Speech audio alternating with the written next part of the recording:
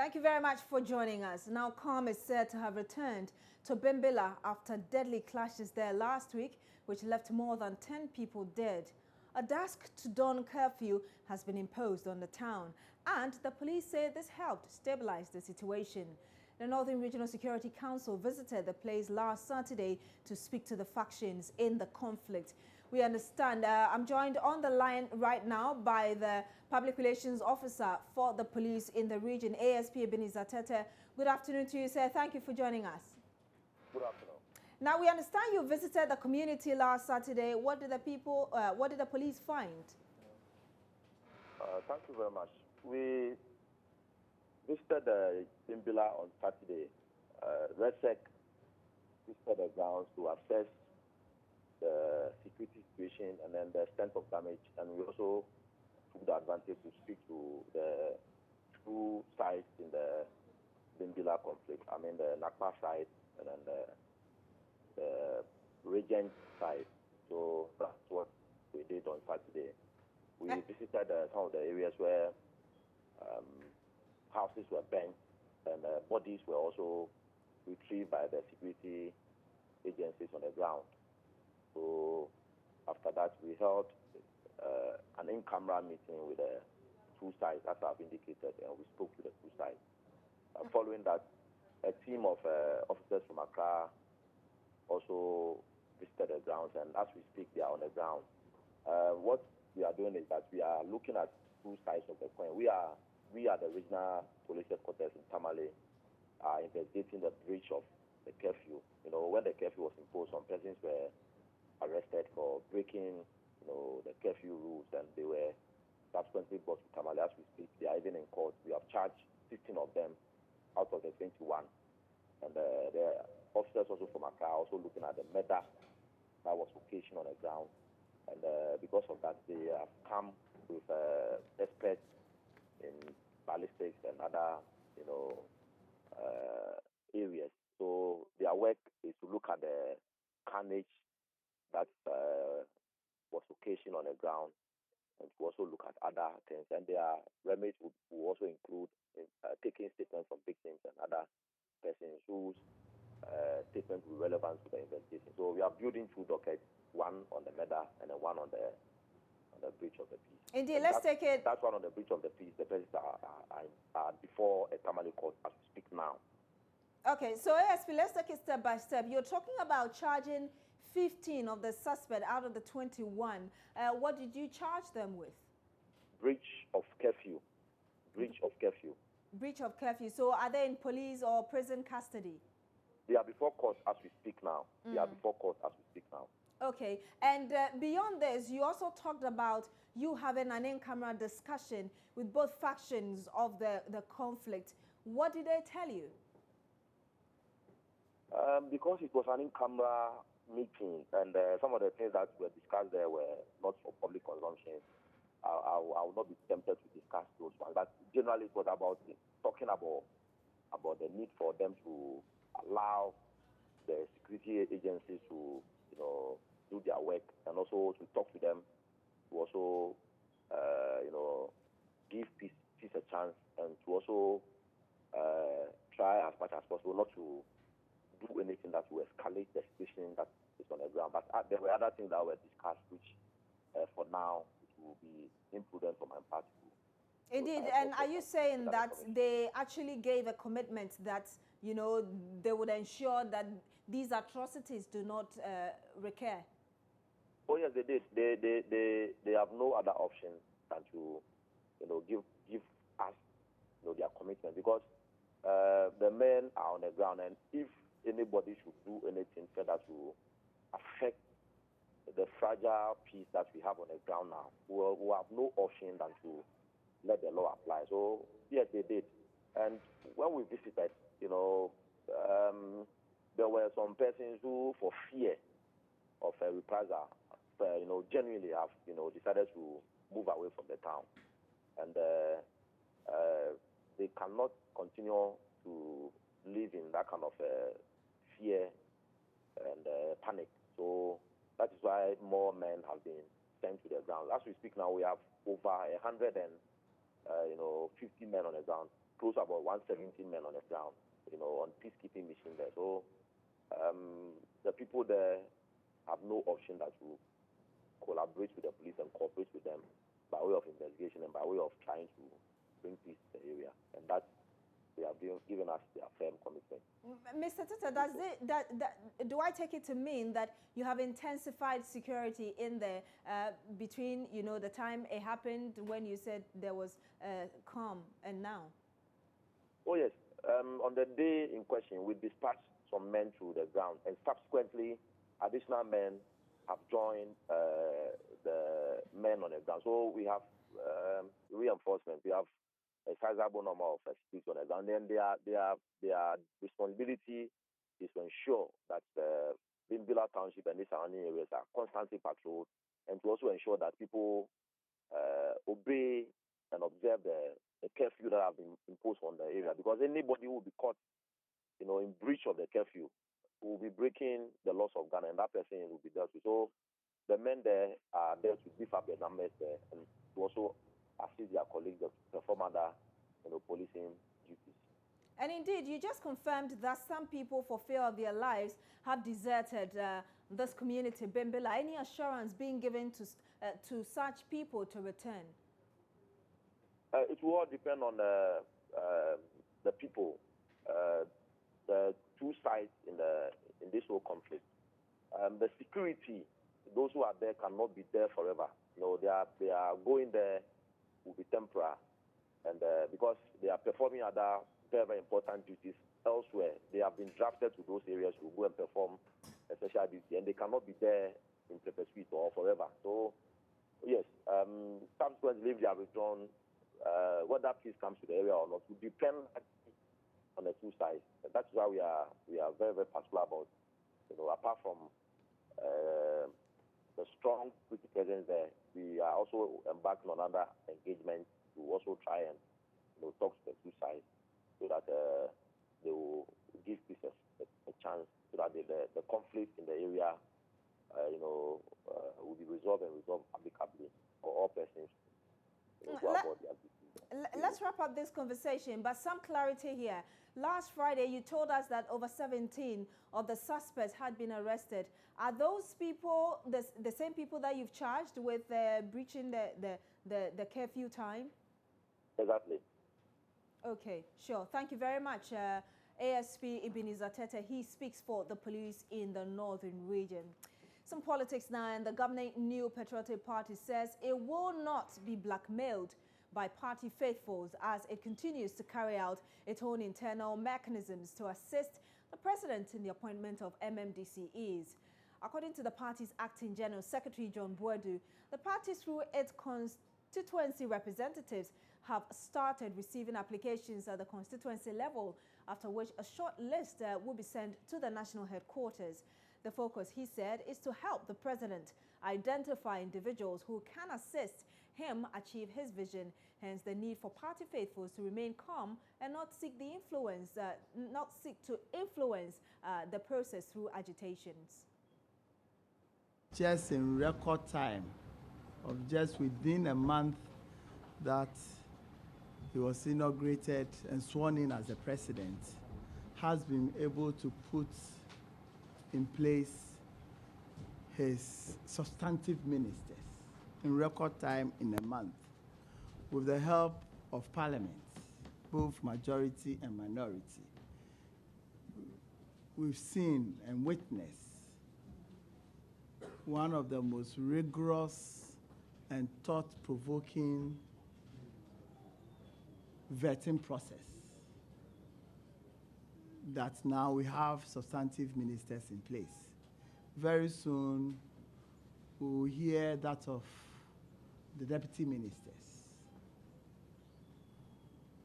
Just about a week ago, Parliament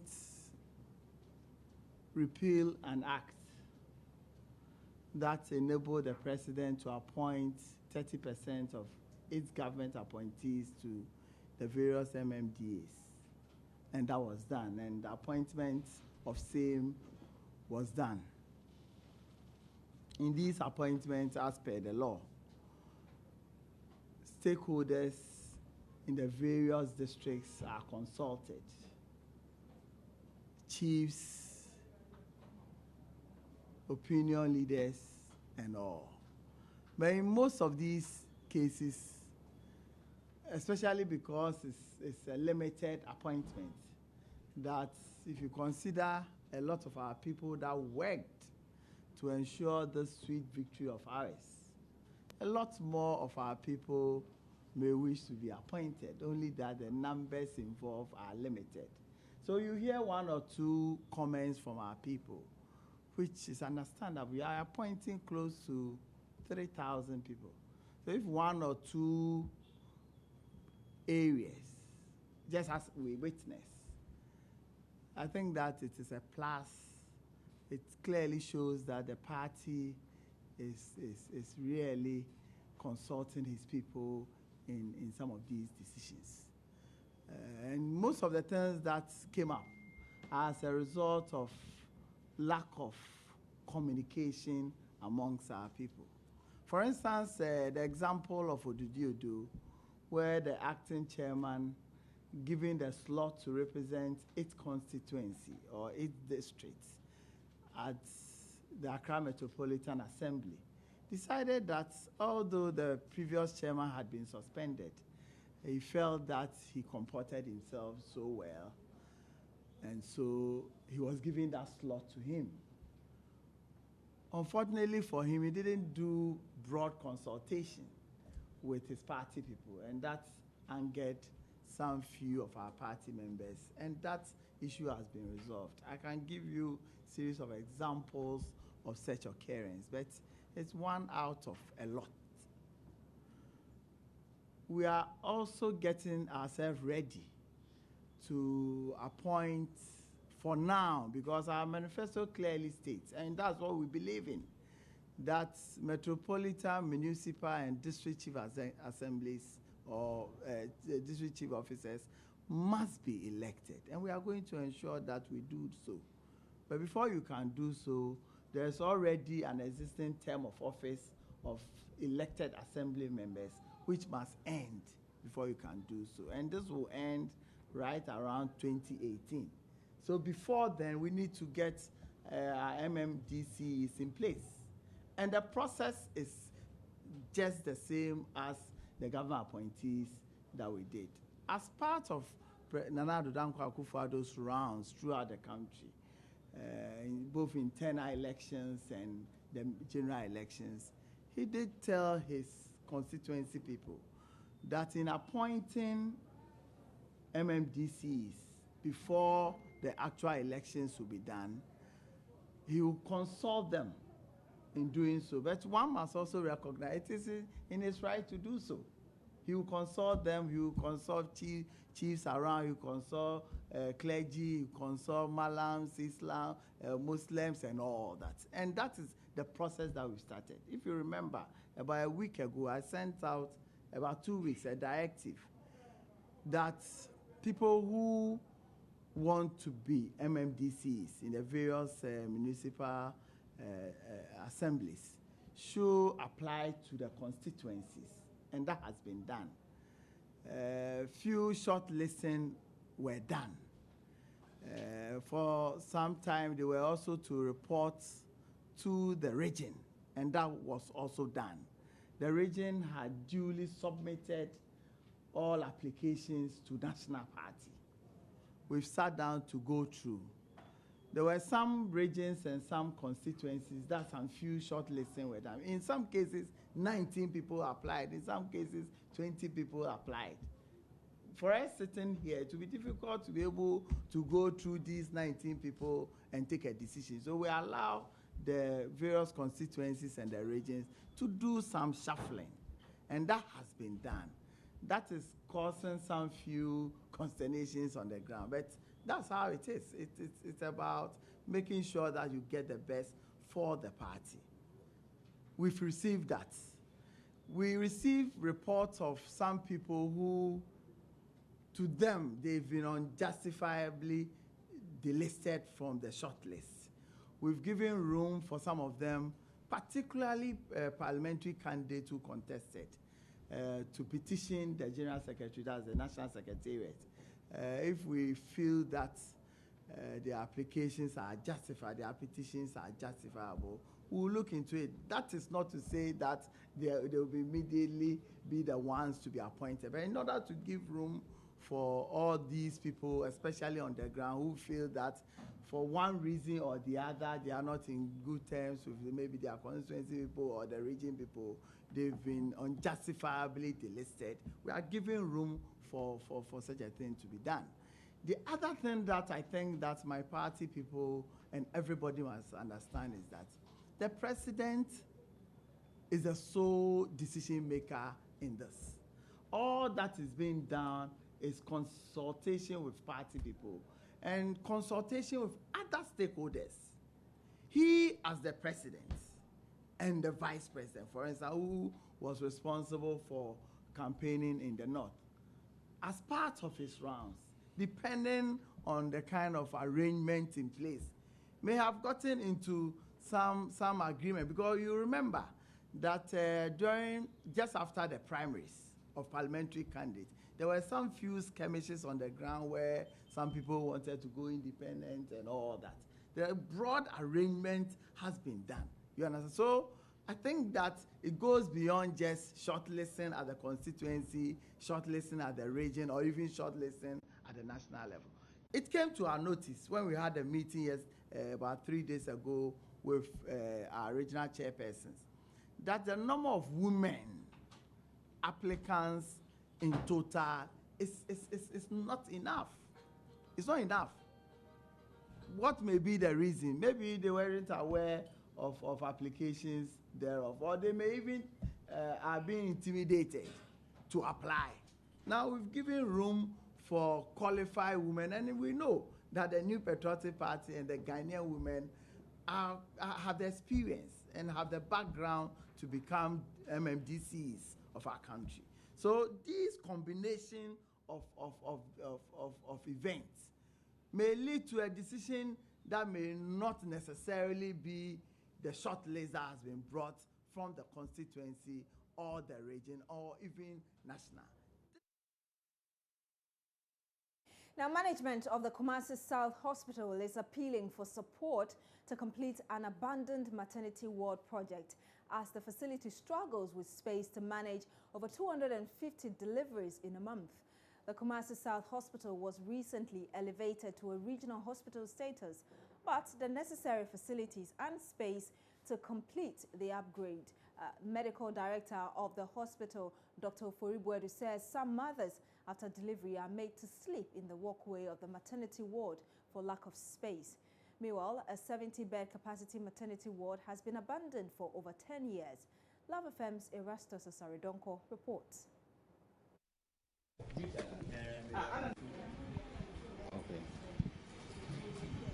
This is the Kumasi South Hospital.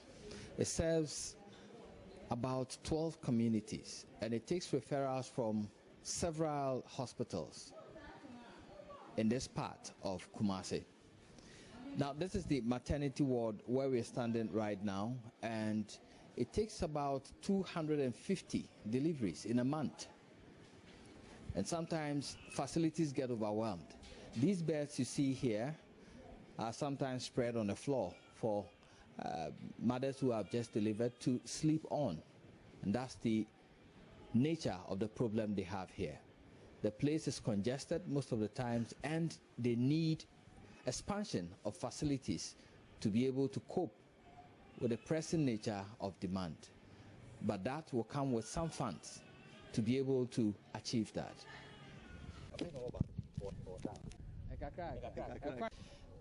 Now, this edifice you see behind me was started about 10 years ago. Work has stalled, and it holds the solution to the congestion we have at the maternity wards. When completed, it will soak all the pressure from all the wards that we do have in this hospital, serving about 12 communities. But it will need a substantial amount of money to complete.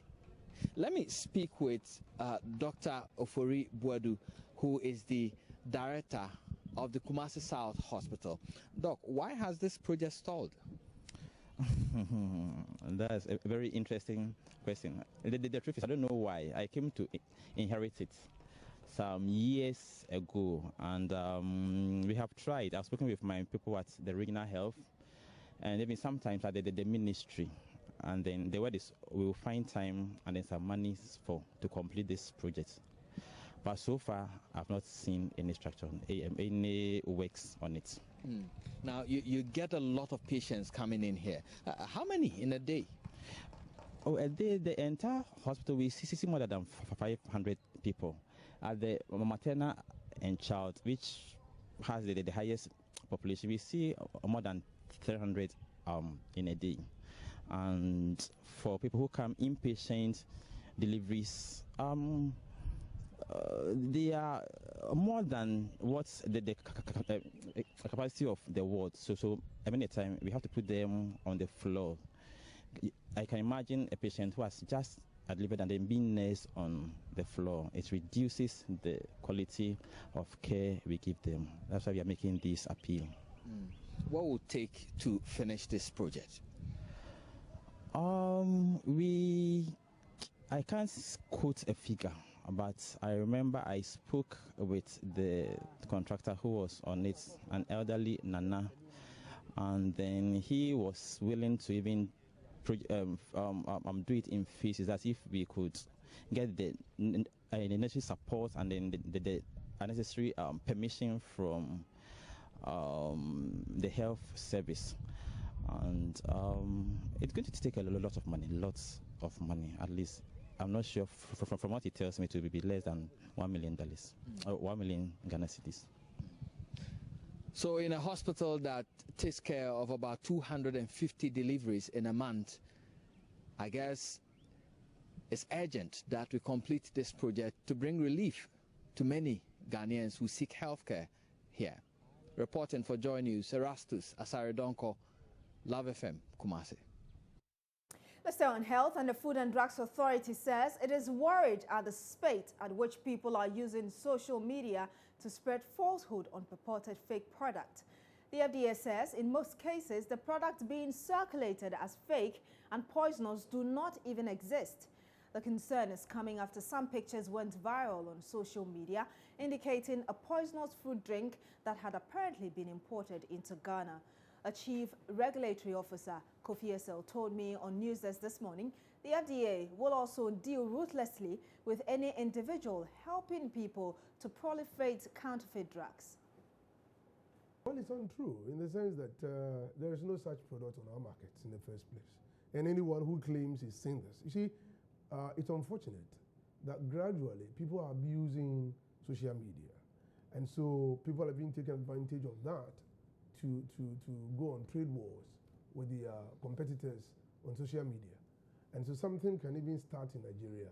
Someone just picks it, changes it, and it's out there. Just 3 days ago, this story about this product, this evolution, now you see 2 pictures of people purported to be dead, now attached to the product, claiming that these are victims of the product. And so if this product is that poisonous, would they have killed only 2 people? And who has died? Can anybody identify any single Ghanaian who has died? Because the story says that the product is in Ghana and it is killing people. Where? Where was it reported? Who killed, or what killed these people? Who died as a result of drinking this product? The product is not in the country in the first place. And we've not seen this at the FDA in the first place. And it is not on our market. And I'm throwing a challenge out there. Anyone who claims he's seen this should bring it to us. But let us have a look at it. What investigations has the FDA done to No, you do your normal post-market surveillance, which is a routine thing that you do all the time, not because of this product. Okay? And it's always a challenge to us when people are beginning to use social media. Not quite long ago, there was also another story on Jack and Jill. This wafer has been around for God knows how many years. And someone claims that it was exported to or imported into Nigeria. It's killed 20 people there. And the stories always seem to run along that line. Imported into Nigeria, killed 20 people, custom says. When things of this nature happen, It is not the responsibility of customs. The death will have occurred in hospitals. It's the Ministry of Health that will come up, and 20 people dying as a result of consumption of a product, it will be headline news. And so when these things are happening, and I want us, those of us in the media, we want to plead with you. It is not these things. And abuse of the social media platform is going to create serious problems. So serious security issues for all of us. You're saying that this is the challenge FDA has to deal with. Not only a challenge to the FDA. People faking fake products, as it were. It should be a challenge facing all of us, the world over. I get my point. I mean, quite recently, you see people saying that Donald Trump has what? Given free visas to Ghanaians on the social media. It also went viral. Can that be true?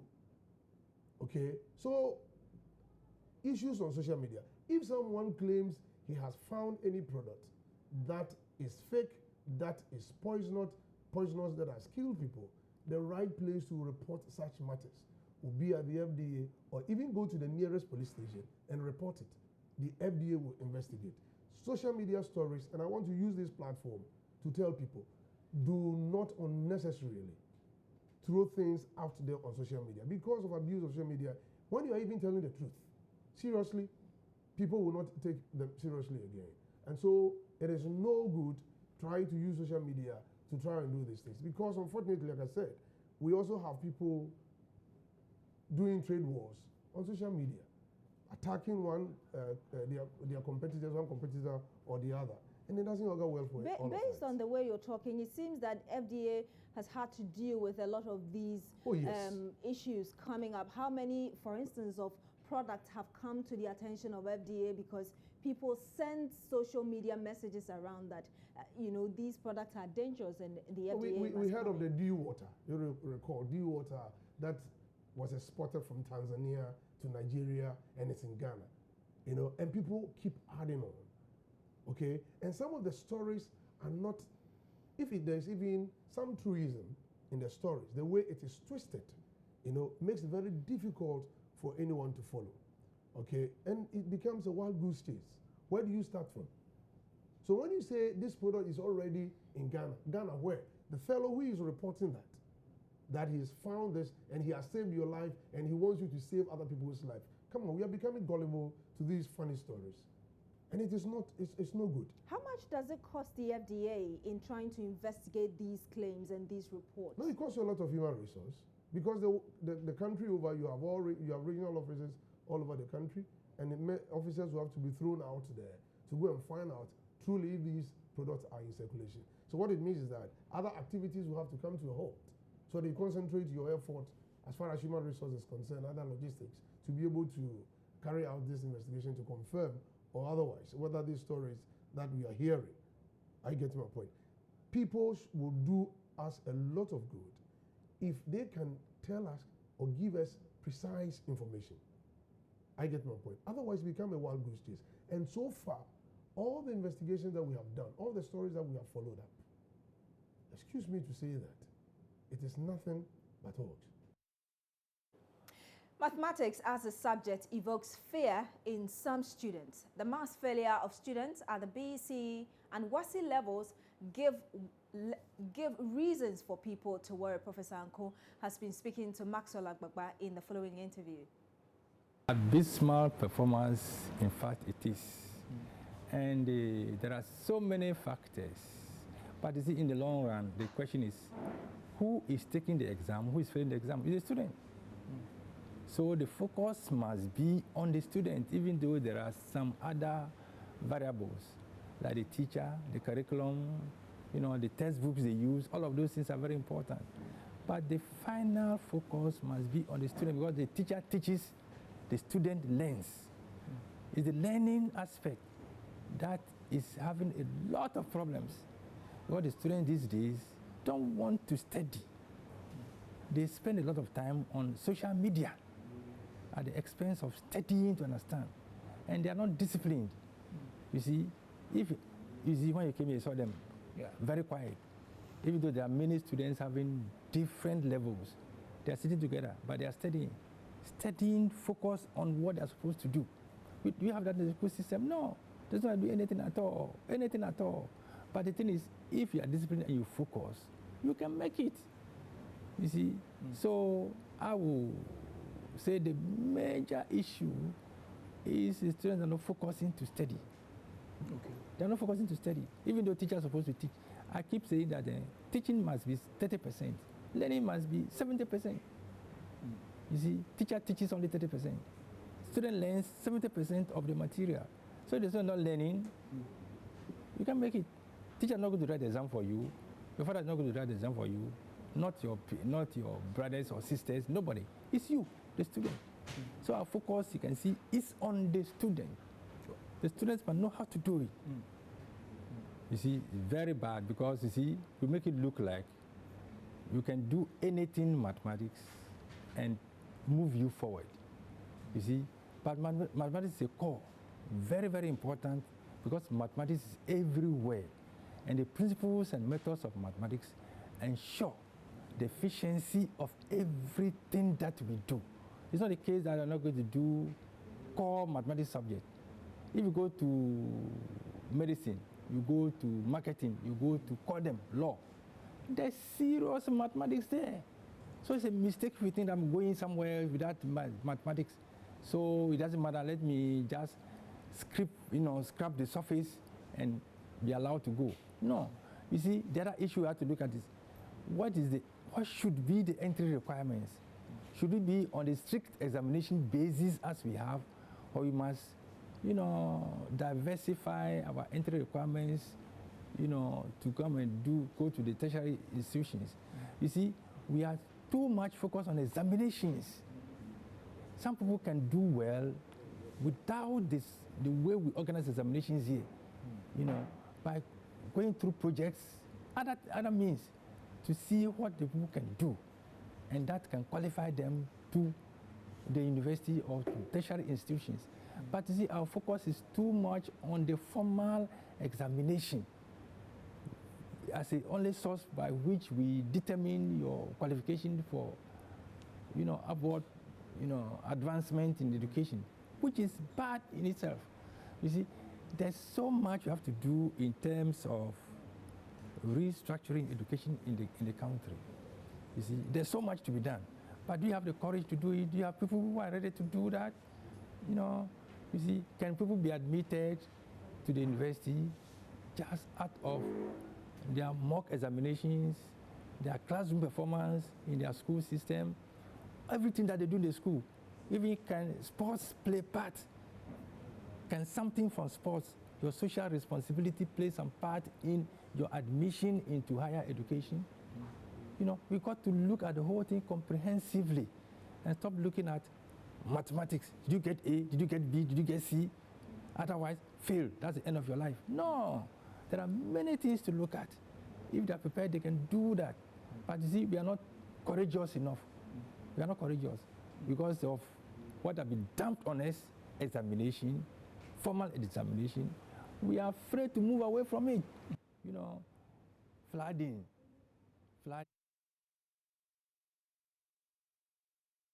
And you're still watching News Today on Joy News. When we come back, Daryl Kwao will join us with the latest in the world of business. Don't go away.